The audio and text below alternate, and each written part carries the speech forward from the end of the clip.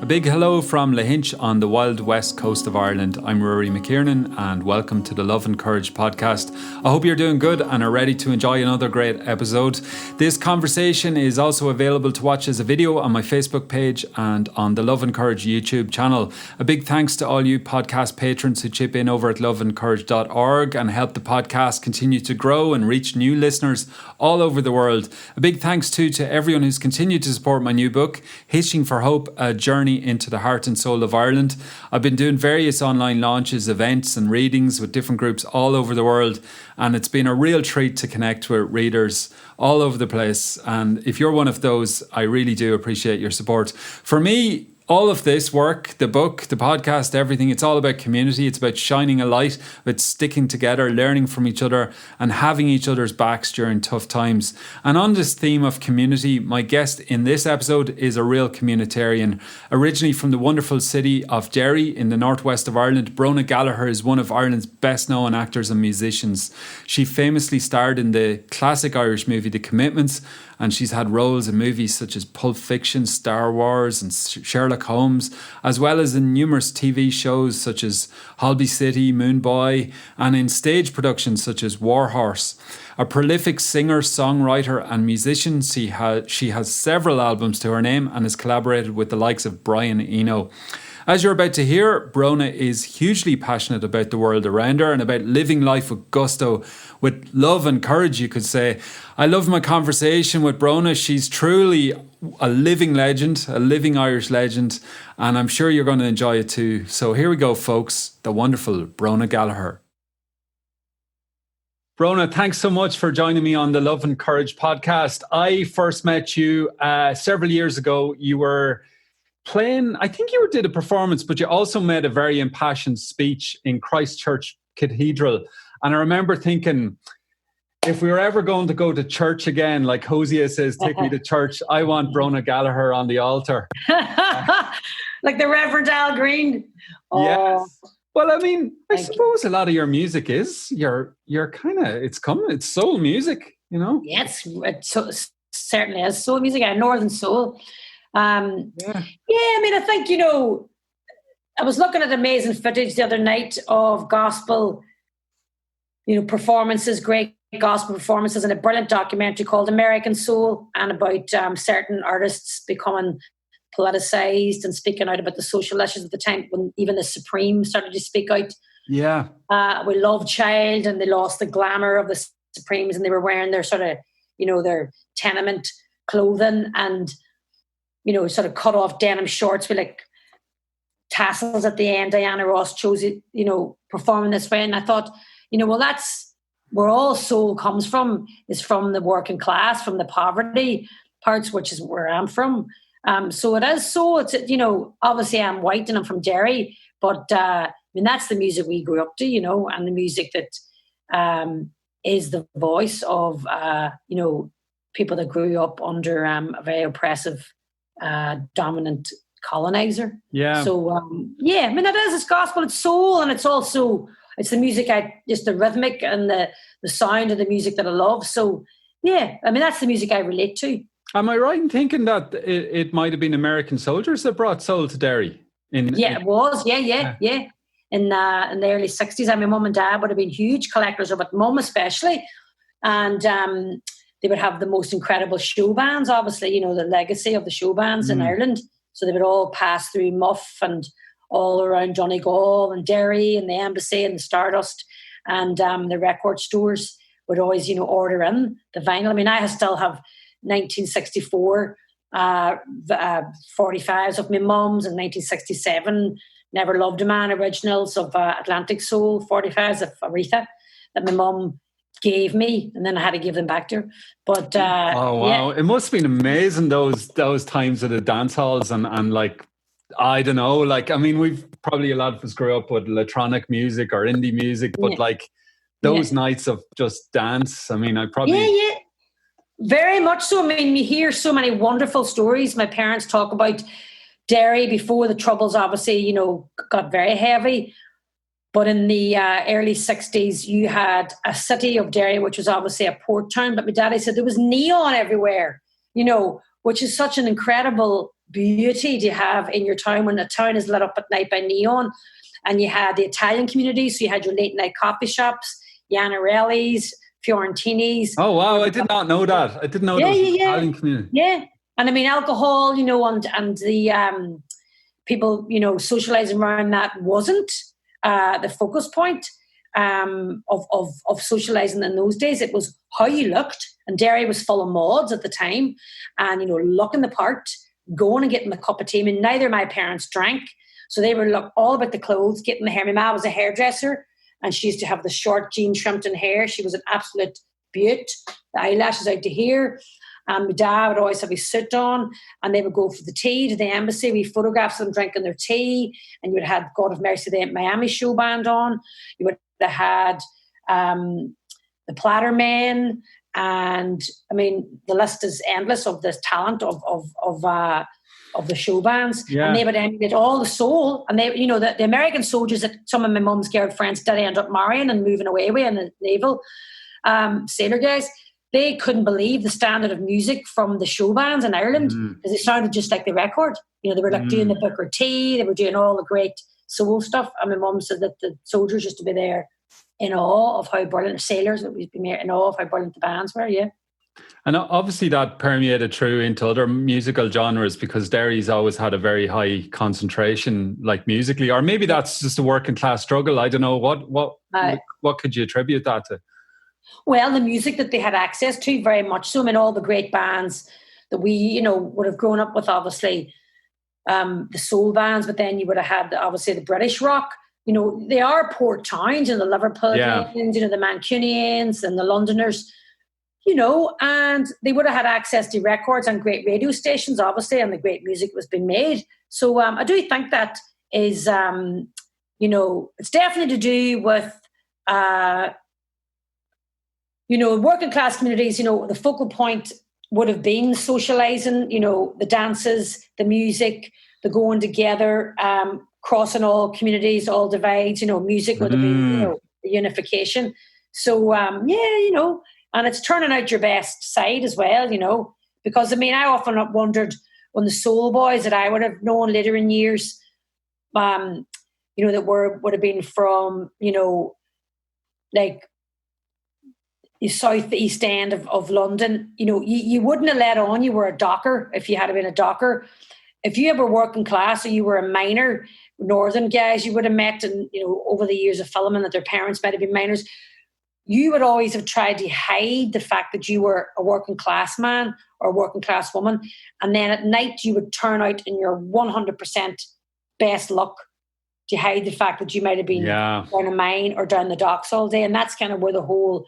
looking the best when it came, just class systems. I mean, we're seeing so much still of the class system now during what's happening as regards who gets priority for hospitalisation or testing. We're still very much, I think, still living in class structure, but that's a bigger argument. It struck me what you said there about, I mean, it's really that music brings people together, but, the fact that a city like Derry or the north of Ireland or even the north and south of England, there's divisions all over the world, but like music and art and culture, the ability to let people forget about their troubles and their struggles and come together and just dance and be free. And I suppose that's particularly poignant at the moment where we think about that need. And God knows we're probably all doing up bucket lists of music and festivals but you certainly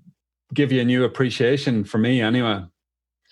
Very much so, Rory. I mean, I often look out in audiences, and I've been very blessed to work in very beautiful productions of theatre where you might have 1,200 people there a night, and there's moments as you get more confident in your performance or the run of the show and you're not thinking about everything that's going on the stage, and you can sort of breathe. And then, if you're doing a long run, say if 3 or 4 months or whatever, and it's like second nature to you by the time you get into it, sort of halfway through. And if you're bold enough to sort of break the fourth wall, as they call it, and you look out at the audience, and you sort of study human beings as they're watching theatre and music, when you look at people in an audience, there's such innocence and vulnerability and such beauty in people's faces because we're all a child again.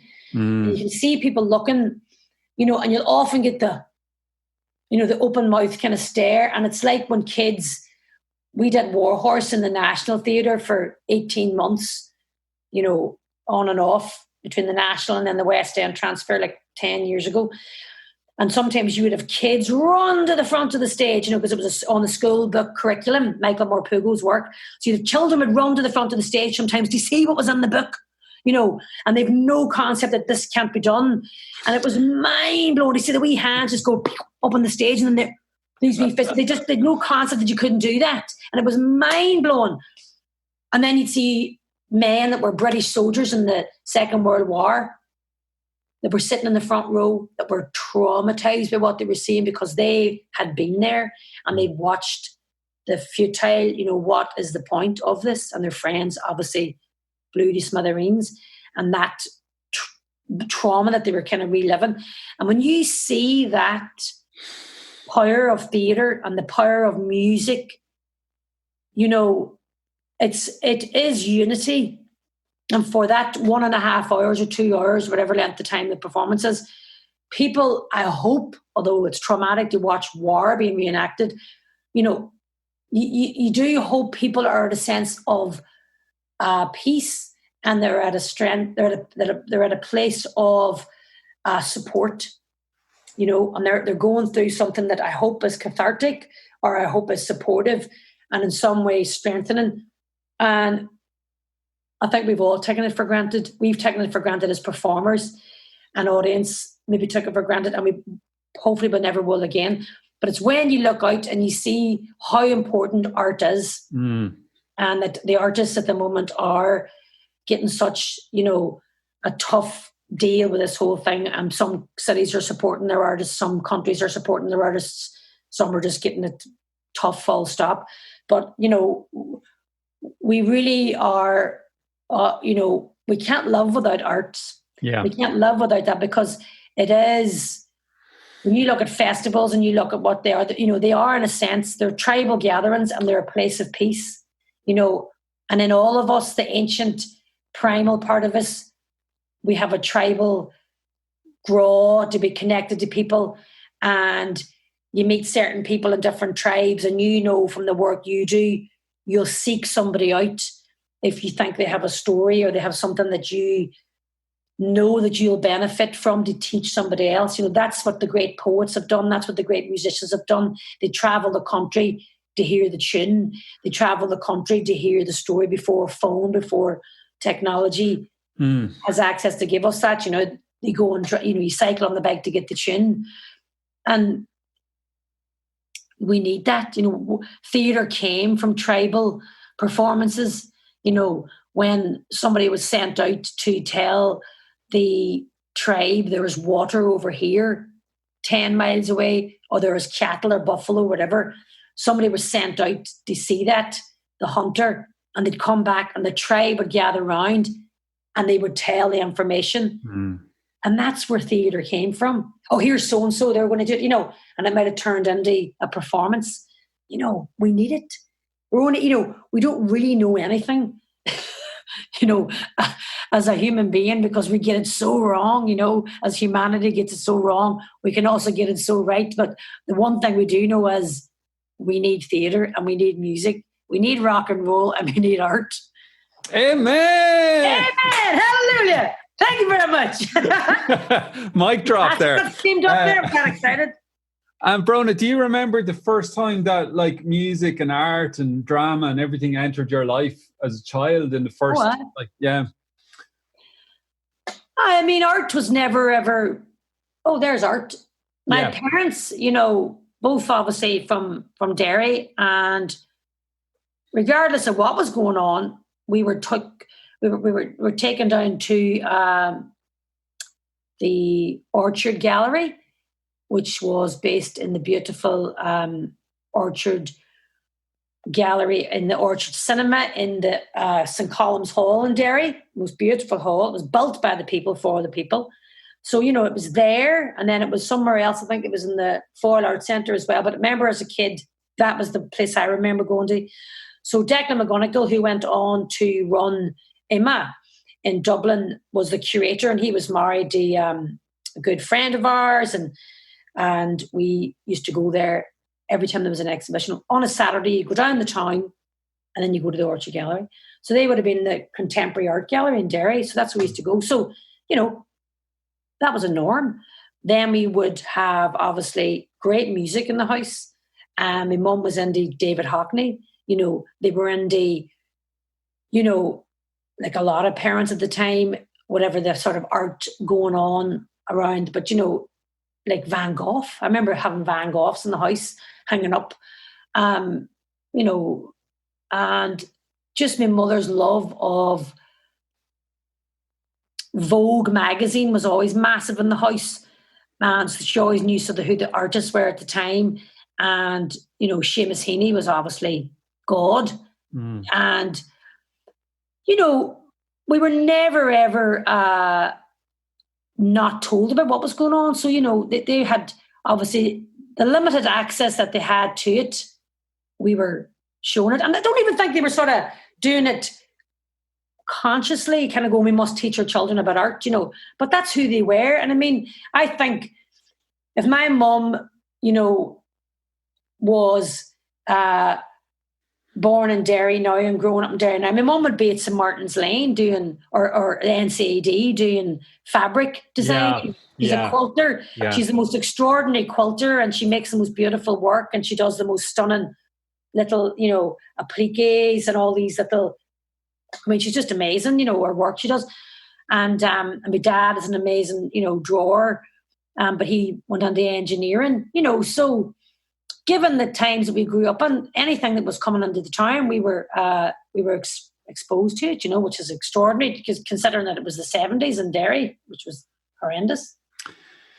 Yeah, I mean, what can you say about the 70s, Bronagh? Like, what is real for you about that as you reflect back now? And I mean, have you processed all of that, or is it still alive? Is it still unfolding as it is for many people? Like, history is a living, breathing experience. I don't know. It is, because people can still live in history, depending on your personal trauma with history. Your life can be changed in one political act. You can be non-political, and then something horrific might happen, and then you're completely politicized. Mm-hmm. Your life changes, paradigm shift, and you can become an active member of a illegal army overnight. Absolutely. If you are subject to what my community was, which was horrific British military injustices, you can become part of a party that will never be respected in our current political situation in the North and in the Dáil, where you will be constantly reminded of your terrorist activity, even though, to me, there is no more terror than what the British have done throughout the world or in our recent history in Northern Ireland. And people are very quick to remind the parties that want to represent the native Irish people of what they've done. And they'll very clearly stand in a political meeting with members of the British Conservative parties and the Tories that are still causing these problems throughout the world, and now have a more economic war that's going on and injustices. So when you come from a place like I come from in Derry, what matters to me now is neutrality and what I can do as an artist to bring people together, because my heart is broken about what's happened in the North. And I look at my neighbours and friends that did sacrifice their life in the IRA and in political parties. And you look back and you think, for what? For what? When you have people that were overnight subject to members of their family being murdered, blatantly murdered, and they'll never get justice for what had happened. And then I look back, a year and a half ago and see Lyra McKee being murdered by children of people that have been traumatised or politicised or jailed for years by the British because of their involvement. There aren't any words except we can't repeat what happened because it doesn't work, because colonisation is colonisation, and the native people, like all native people, will then struggle and struggle and struggle, and they have to find new identities consistently to be something that is accepted in what modern politics is known as now. So it's very, very difficult because you see the dislike and disdain towards people that really do have an interest in social injustices now, like the housing prices in Dublin, like the standard of living that to me still is geared towards wealthy middle class and towards people that are paying the big brackets of tax.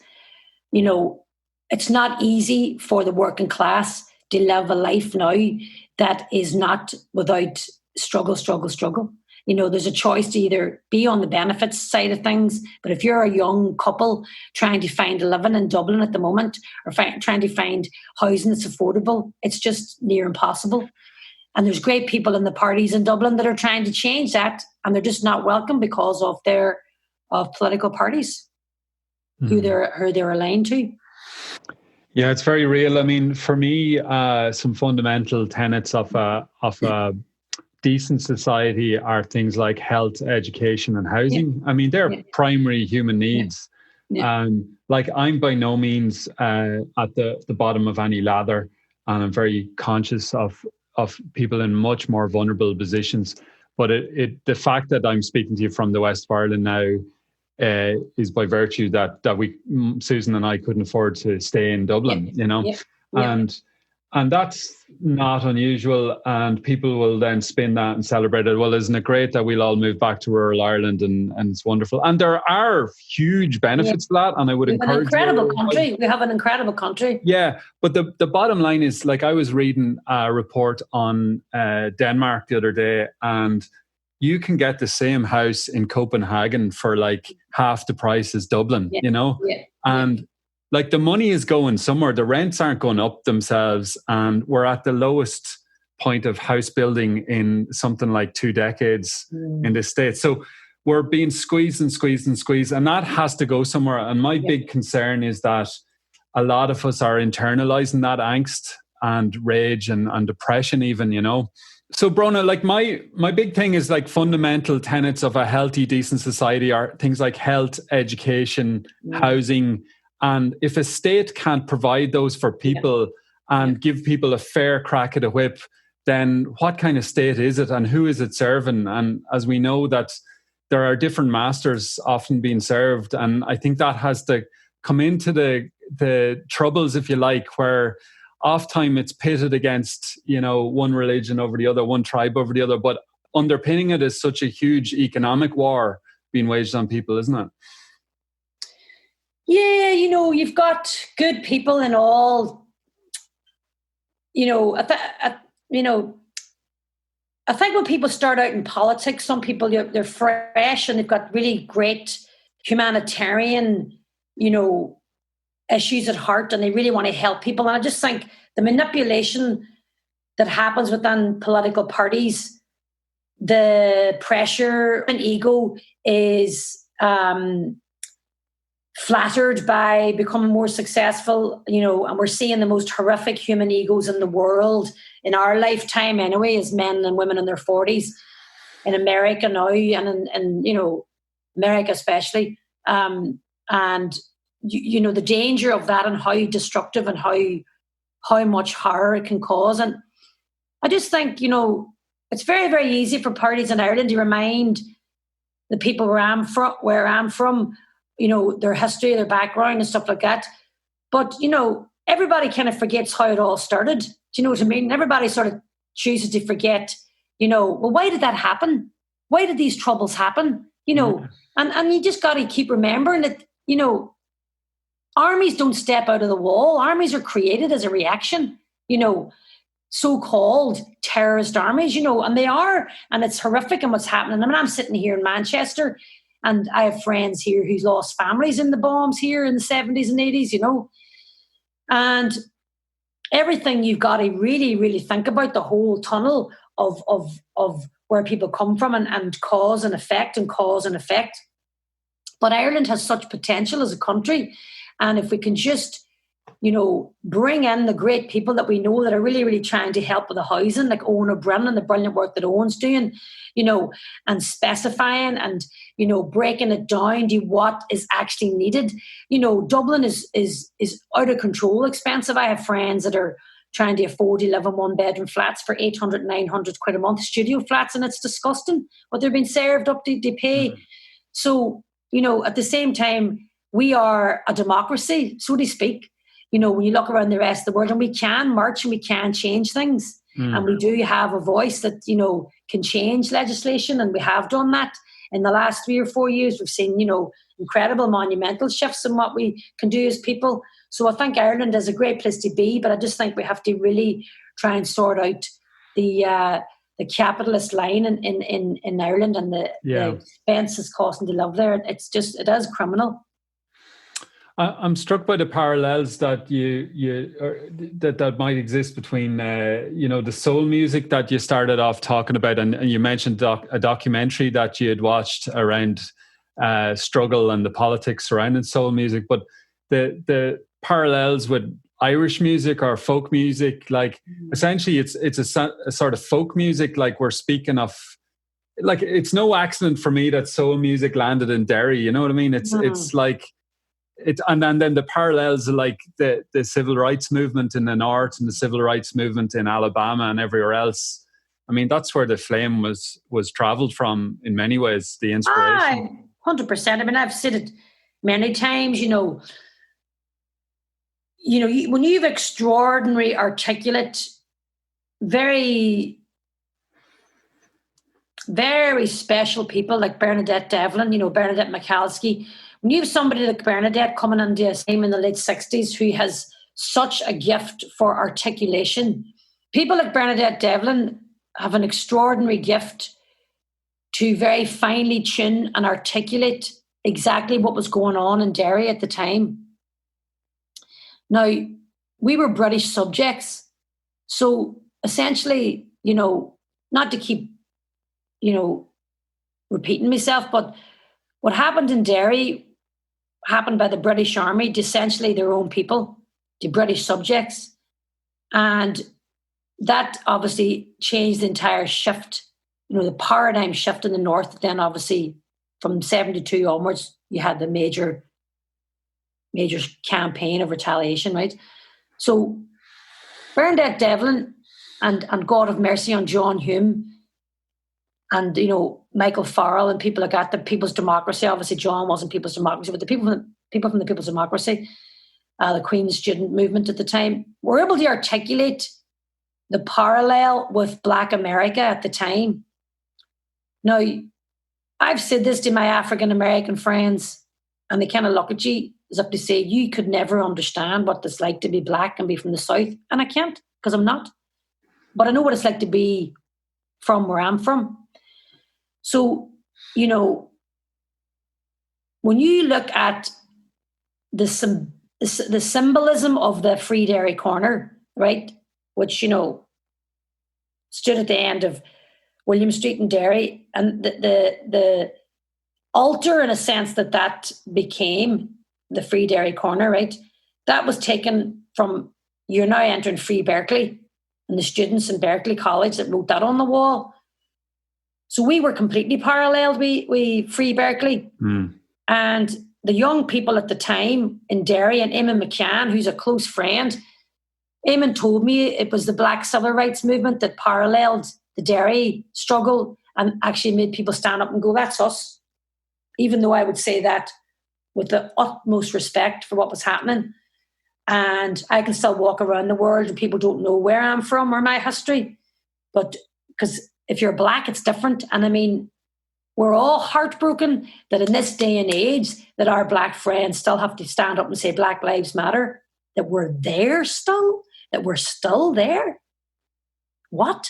But we so are. And when you see how the right have risen and the amount of racism and the horrific American police force and what they've done in the last, not just 3 months, but, since the emancipation, so-called, of the African American people. So, we did have a parallel to that 100%. And you say that with great discretion and great respect, but that's what it was. Mm. So, you have at a certain time in your life and in human beings' life, you're going to have people that are going to open the doors to humanity and say, this is what's going on. And Martin Luther King did it, and he was assassinated. Bernadette Devlin did it in Derry, and there was a major attempted assassination on her life and her husband and her children. And Bernadette has said it herself, it is a miracle that they were not murdered. Now, certain people at that time will articulate a injustice and exactly what is going on. And, AOC right now in America, she's doing it. She is an extraordinary hope for American politics. So, at certain times in any society, these voices will rise up and they will articulate and they'll speak the language of the people and they'll speak the language of politics as well. And they will go and get what is called, the college education, and they'll come back. And you just pray and hope that they don't run out of steam or that their spirit isn't broken, because politics is one thing, and politics works, in tiny ways, but human beings are, good, I believe, essentially. Human beings, all we want to do is be happy, be healthy, have food on the table, have a warm bed, not be in an abusive relationship, not be in an abusive family dynamic. Look after young people, teach them well, teach them how to be strong, teach them how to look after themselves. People are good, but then at the other side of it, people are greedy and they're selfish and they'll run you down to get to the top. So it's finding the fine line, the fine balance, and that, that we try to move through the places where there isn't segregation and there isn't the focus on power, money, arms, oil, all the stuff that, trade. And we all know how, government's only real care is economics and trade, and people will die because of it, And I, sometimes my dad said to me, but that's utopia you're looking for, and sometimes I think I'm extremely naive and far too sensitive to actually what's required for life, but we got to keep believing the human beings will redeem themselves and look after the trade that we are in and try and do good, because, it's a jungle out there, isn't it? Yeah, absolutely. That phrase they use, we got to keep believing. Like if you don't believe in the dream of a better life, then you give up, and where does that leave us? So it's about keeping that torch, that flame alive. The Martin Luther King, I had a dream, but it applies to every country and every community. And I think what we find in dark times, either individually or collectively, that and sometimes it does take a messenger, but it's to visualize and imagine and see that we can march our way through whatever marching might look like. It's belief is a big thing. I'm a big believer in belief. I'm a big believer in belief, massively, but sometimes it's like it all falls on top of you and you're just overwhelmed. Of course it does. And that's where the courage kicks in then. I'm a huge believer in spirituality, and I'm a huge believer in where strength needs spirituality and spirituality needs strength, not to encourage violence, not to encourage reaction. And, when you have a leader that encourages peaceful demonstrations, but, is then crushed by military or militia coming in, how does one not react then? And how do you tell the African communities African American communities now not to react to what's going on when you've got somebody as maniacal and narcissistic as Trump at the leader of this country, and, one needs to find that strength within. And the bottom line, you got to break it back down to one very important quality of life. It doesn't matter who or what you are. You eradicate class out of it because it's such a dangerous, dormant weapon when people judge you or people don't, include you or you're excluded. But the bottom line, it's respect. It's respect to just say, that person's equal to me. It's when somebody shows you respect, you never forget it. Doesn't matter who they are, but when somebody disrespects you or doesn't think that you're equal to them, it's sort of classic stuff. You never forget what people say or do, but you'll always remember how they made you feel. Do you know what I mean? And, it's all the great stories and all the wonderful stories that we know in life. But, when somebody shows somebody respect, then we have a party, then we can sit at the table and then we can talk, And people forgot that, we've all forgotten that, no one's better than anybody else. And you're starved of it. If you're starved of it, if you're denied it, if you're abused in any capacity, that's when people turn in to, offenders, and they're lacking in any love, or they're lacking in any warmth, and, the cycle of abuse and how it causes dysfunction and, all that. And, people's stories are fascinating, and where people come from, and, but we're all the same. And that's the thing. When you look at people and you just think, God, but one mustn't become disillusioned in any level. And that's where I think you need your meditation and you need your physical working out and your yoga or your running or your whatever you do. And you have to look after the mind and the body. They're all the same circuit. And watch toxicity. We're in a country that's savaged by alcohol abuse, now drug abuse, coming from a country that was oppressed, the native person oppressed. So what did they do? They drank like any Indigenous community. I've worked in Native American circles in San Francisco, communities riddled by drugs, as you know, and alcohol, and completely disillusioned, extraordinary people. And we see that in all, Indigenous communities, and we are the Indigenous people, we're the Irish people. So, it's I think we luckily are now, and I know you are, really part of a movement of people, to me, that are enlightened in a sense. And that's not something that you say lightly to people, oh, you're enlightened. People that know really that your mental health, that's the steering wheel. People can get through all sorts of physical ailments and physical disabilities.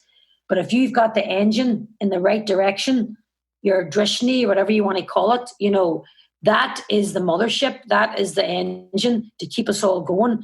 And when you see people that are kind, that have respect, that are inclusive, not utter maniacs like we're seeing now, or selfish, entitled fools that are trying to lead their countries. You look at Britain now and you go, how's that working out for you? Do you know what I mean? And you think, it's not about elitism anymore. People have gone beyond that. People want to be inclusive. People want to look after each other, Well, I do. You do. So Bronagh, what does it mean for you to look after yourself? And do you still run the risk of not looking after yourself? I mean, is that a temptation? Because, just being aware of, the CV aspect of you, like you have been what looks like an exceptionally busy and productive human being, so Okay. You've been driving the car at a significant pace, let's say, but presumably you've learned to take pit stops and refueling breaks, or is that still a work in progress? I mean, what does it look like for you? I think this pandemic, the heartbreak, that we've all been through in the last 7 months, it's been awful because we've lost friends from it. It's just awful. But, when this kicked in March, I went, right, yoga. yoga is my love. If I wasn't doing what I'm doing as a performer or an artist, I'd be teaching yoga or something like that, because I just found it. I started yoga about 25 years ago. And, I've gone on it in many different eras in my life. But, yoga in Sanskrit means the path, and I just find it not just for the physical body and opening up and losing all the tension and stuff, but the mind. When you stray from yoga, you stray from the path. So for me, having had a hip injury from a fall 100 years ago, I can't really run, but I love running. My father's a great runner. My daddy's always been very fit. And he's always took us running as kids and stuff. But I think I went down the yoga hole. I didn't go down the red wine every night hole. I went down the walking in Donegal, walking in Derry, walking up the mountains. I mean, I was so blessed. I went back to Derry so I could be near my parents and keep an eye on them. Obviously, thank God they're healthy and happy, and they're, they look after themselves. But I grew up on the bog side, and then Mum and Daddy moved in another part of the town now. But I stayed with my best mate, and she's down at the Derry Donegal border. So we walked every day in the sun because the weather was fabulous. And I was out, I was writing, I finished 2 songs, which was great. And I, joined my fantastic friends in Derry online on the Zoom classes. And I went on to the meditation hole, which was great. And I got loads of friends meditating that hadn't been meditating, and just held tight. And I feel so much better for it that I didn't go down, a lot of friends say, and I was like, not going down that hole, do you know what I mean? Because alcohol is great, and I've had the times of my life partying and having the crack, but it is a depressive. And we had nowhere to go, and you got to look after yourself. And I just thought, right, let's get in here and let's do the real. Let's get funky with this pandemic. Let's get in there. Let's get right into it. So I felt it was the first time in 6 months that I've ever had that kind of a break. We weren't like 6 months because you didn't get a job or you weren't working. 6 months almost of an enforced, sabbatical. So I actually had a great time. I found I had a quarantine for 2 weeks. I'm in Manchester at the minute, and I was on and out of a job. So the first time I came back after the first bit of filming, I had a quarantine, and I found that really hard because it was just on my own and I couldn't go out, obviously, which I find quite oppressive and quite tough. But, it is what it is, and you get over it, Mm. Yeah. But I enjoyed it to a point, it hasn't been obviously easy, but I made it work because I know what I'm like, and I just thought, right, this is not going to be easy, but I did all the things that are things, Yeah, but I'd say the preparatory work probably began 25 years ago. Yeah. You know what I mean? Like, you were able to hit I have echoes of that myself. I was like, okay, shit's going down right now. Big time. Bring out the toolbox and that's it. That's it. Big time. Yeah. No, it's serious, and I feel we're going in for another round of it at the moment. So it's, as you said, like a lot of it's in the mind, but then you do need to bring the body into play as well, don't you? I mean, I jumped in the sea this morning. I'm always ranting on about jumping in the sea, but like, it was desperate rain and cold, and you just have to transcend and go through, and like it really is about building strength, I feel. Like it's in a, like a lot of our buddies, we talk about like warriorship, not in a trivial way, but like actually the path of the warrior is actually also a path of non-violence, but to have equal strength. You can be fierce if you need to be fierce. Yeah. But you can withdraw and be calm and still when but you're always ready for battle, because life in many ways does bring battle. Life is battle. Oh, life is a battle 100%, no matter who you are, no matter how privileged you might think people are, and I think we've seen such heartbreak over the last 8 months, 7 months. Human beings repeat the same stuff all the time, the same wars, the same injustices, because we think it's going to benefit, we think it's going to work, by killing somebody, by getting rid of that person, all that stuff. And, you're talking about jumping in the sea there, and you're talking about warriors, like, what I did in March when this happened, I went to the sea as well. I started to study gravitational pull, and I started to study, which is a massive love of mine, and I know the tiniest amount about it, but I still... Well, you know more than me because I haven't a clue. So can you please give me some idea? Physics. Yeah. Well, what right. If we can get people away from this, right? Okay. Yeah. If we can get people away from the mobile phone, right, and kids especially, and in our modern society, and you look around and the hours people spend in the phone, on the phone, in a very dangerous place of comparison. Comparison is the fastest road to misery, right? And you've seen the increase in suicide amongst young people. Yeah, particularly young women. Right. It came up in that Social Dilemma documentary, if you've seen that. Yeah, I only watched a bit and then I stopped. I kind of stopped TV. You kind of get the picture, It's I can imagine. I have friends who said to me about it, and we're hearing all these horror stories about what's going on with the mobile phones. But comparison is the fastest road to misery. We live on a ball floating about space, flying about space, and the gravitational pull between the moon and the sun and planet Earth. How does it all work? You take it for granted. Every day you get up and you jump in the sea and you take it for granted, or you maybe don't. It is a miracle. And this is me coming from the bog side, looking at life through heartbreak, through joy, through everything.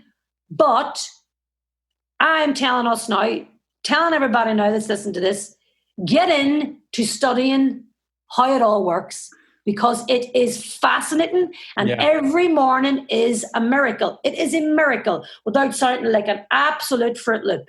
We live in the most extraordinary place, and human beings are only a part of it. We look at David Attenborough and we look at the documentaries about the sea, and it leaves us speechless. But this is where we live, and we do have time to salvage it. And there is heartbreak, and about what we've done to planet Earth. But it really is a miracle, that's not, in any way meant to sound, hey man, new agey. It is. So get into it and teach children about space, and teach children that in deep, deep space, that there's rain, but it rains sapphires and it rains diamonds and it rains rubies because of compression and gravity. And scientists are picking up footage of tiny red things. What is that? Oh, it's actually rubies. It rains rubies out there. I mean, mind blowing. Get your head out of the goddamn phone and start studying space, And to me, it makes you extremely humbled. It makes you sit there and go, wow, and we will move through this horrific period of politics as it is. And this, as Dylan has always said, and I keep quoting it at the moment, they say the darkest hour is right before the dawn. We hope so. We hope so in our country. We hope so for Britain, for all our wonderful British friends that don't want to see what's happening there happen. And that the elitists, the entitled, horrendous, selfish, stupid people that are running these places are, hopefully not voted for, and they won't go through with the next elections, Britain and America. And we start to realise how simple life can be if you start to look beyond yourselves and money and oppression, because there isn't any better feeling than love. And there isn't any better feeling than when you make up with somebody, if you have had a terrible falling out with somebody. We all know that feeling. And that's what I'm talking about. The basis of every human being's heart is respect and love, unless you've got severe mental health issues. But, that's all that matters. And go out on a frequency of love rather than a frequency of hate, because I've been really angry with people in my life, and I've been really disappointed by people in my life. But I know for me, the only way forward is non-aggression and non-violence. And that is why you need your meditation, and that is why the great messengers are sent, and them's the people that have real strength. Because all those guys that have murdered those people in America at the minute, and we're seeing that horrific stuff. You know, they're doing it because they know they can get away with it, you know. But the great people write about it, and the great people leave behind the knowledge and the wisdom, because we all are going to die. We're all going to go. But what have you left behind? You know, we're all just fleeting, you know. So let's leave behind the wisdom. Let's leave behind what can teach the young people, because that, to me, we're going to lose everything at some point, no matter how much wealth you have. Do you know what I mean? It doesn't matter if I've got a diamond, you know, shaped heart, a diamond shaped house, a diamond car. It doesn't matter what I look like or what I achieve in my life. I don't need validation from people. What I need is to know that I'm a good person and that I'm going to be good to be around, and it's not all about me. I want to pick up, so you've spoken very eloquently about love, and like, I suppose that's, I came to that conclusion a few years ago, where love and courage were two guiding principles in my life, that if you're going to pick a religion, I'll go with the love one, and whatever subset of that people choose is up to them. But I also identified courage as an important, I suppose it's a virtue, but it also implies action, you know. And I suppose I don't really mind if I'm called an activist or not, but I do believe in action, and I believe in action. And I also believe that we can kind of know all of this stuff, but to actually put it into practice is a whole nother trip, you know. And that's where I feel like the courage bit, like, I'm sure you've had moments in your life where the acting or the music or the money or whatever it was that you had to really draw on that well and pull some kind of sword out. Or, I mean, does that resonate for you? Is there, as regards activism? Well, I suppose, I mean, I'm conflating a whole bunch of stuff in one big question there. You brought me up to the stars, into the cosmos there, so I'm still on my way back down. But no, I suppose what I'm really interested in is you, in your life and your various vocational creative expressions. There are different paths on the bigger path, whether it be acting or music. Aye. Most people I know on those paths are similar, have had to steer very stormy seas at different points. Aye. By virtue of the career precarity or whatever it is. Yeah, yeah. And that to survive and thrive as long as you have, you've obviously learned a few things along the way about courage. That's my assumption. Yeah, it's nice. Well, I mean, there's, you know, well, like courage is the flip side of fear. So fear is your greatest enemy. Fear, all the classic quotes that we know, fear makes your words smaller. You know, feel the fear and do it anyway. You know, like everyone suffers from fear. Yeah. And I've certainly suffered massively from fear. You know, I've watched my father suffer from fear, and very rightfully justified fear, bringing up a family in the bog and watching what happened around him and to his community, and protecting us as a family. And I've had to work at that massively. And, you know, I work with fear, eradicating it every day. That's why I do my yoga, my meditation, and listen to the right stuff. And I'm humbled by, again, what I say about the planet and where we live. And I need to connect to that. I need to feel that, because it makes complete sense to me. It makes complete sense to me to create almost like a spider web, like a new way Spider-Man, and stuff comes out of his hands. You know, you need to connect to that, and that's where your spirituality brings you in. But the greatest thing one can learn is that this too shall pass.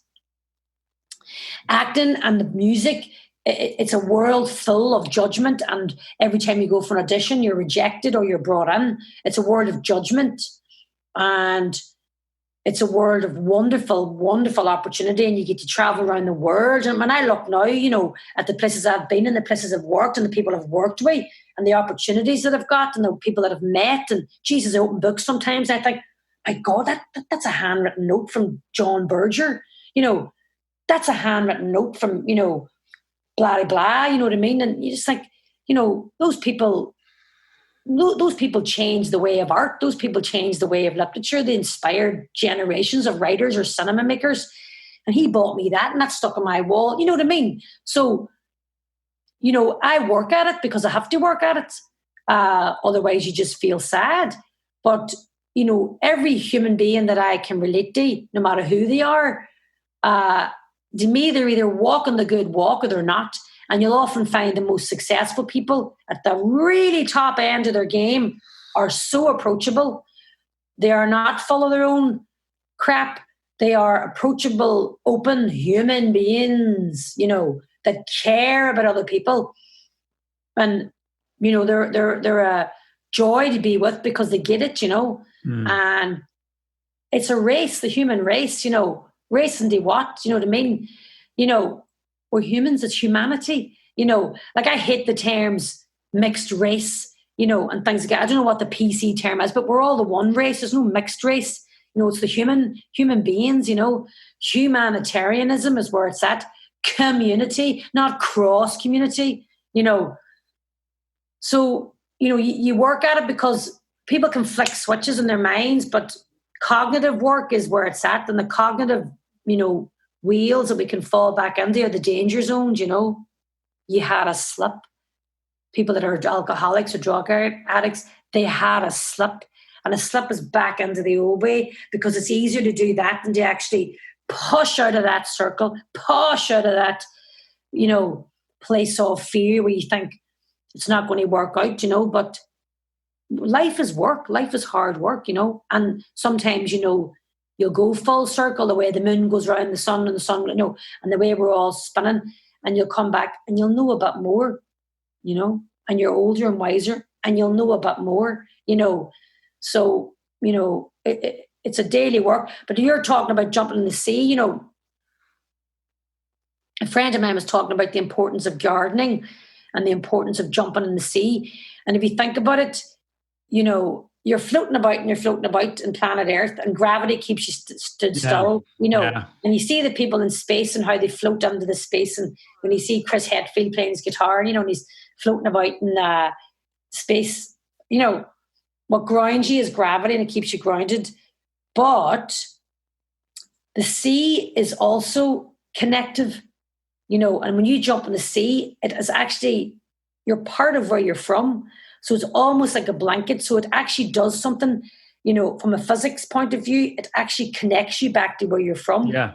So there is something maybe that it is not something that one can articulate or put into words, but it's when you put your hand into the earth from a connective point of view, that's where you're from, So people say, oh, I'm grounded by gardening. You're touching what you're from, photosynthesis and all the stuff that we need, When people talk to plants, and they say, the wee plant is extraordinary, but people that, when people do experiments on water, and they shout at the water or they play heavy metal at the water and all the, when they microscope, send the what do you call it, the microscopic evidence then up. Yeah, you have to play soul music to the water. People do, and they're like, you know what I mean? Funky water. Funky I love water. it. We should start a funky water. But you know what I mean? It's that kind of stuff, So, it is. It's energy, and that's what we are, and that's where we came from, and it's you feel people's energy, and I think that's what it's all about, And you feel people's bad energy. People go into houses and they say, "Jesus, there's a bad energy in there," Bad vibes, yeah. Bad vibes, it is. I mean, everything's vibes, Yeah. I will finish up now, Bronagh, but I just want to say I watched your Van Morrison tribute video, and I just thought you were really giving it. Van the Man. Yeah. Oh, we love Van the Man. Well, Van's on his own wee journey, like as we all are. But like it was really joyful to see. I actually find myself watching a lot of music videos recently, particularly live music. I mean, that's obviously because there's a deficit, but there's just something about watching a performer be in the music, you know. And I just saw that in you. It was, you know, so cool. I mean, we had a great day. I mean, you know, certain things come at certain times, and Van Morrison is an extraordinary artist, you know. Yes. There's no doubt about it, you know. There's only a few like them, really. Joni Mitchell, Van, Bob, you know, Neil Young, you know, there's a certain sort of ilk of that type of artist, and Jimi Hendrix, you know, that were just, you know, the unique artists. No one can ever say that they phoned it in, you know. Their body of work, you know, and it's extraordinary, and the quality of the body of work. Have you seen Aretha Franklin's Amazing Grace? I don't believe so, no. Well, if you want to see somebody, you want to see somebody in the zone, that's the film. It only came out, I think, about a year and a half ago on a movie. It was shot in 1972, and it was never made into the movie that it was shot as, but they finally sort of salvaged all the footage and they made it into the most extraordinary film. But that's my favourite record. And then they finally were able to, you know, Sidney Pollack shot it all, but a lot of it was kind of damaged. But obviously with technology now, they were able to salvage it. But it's incredible.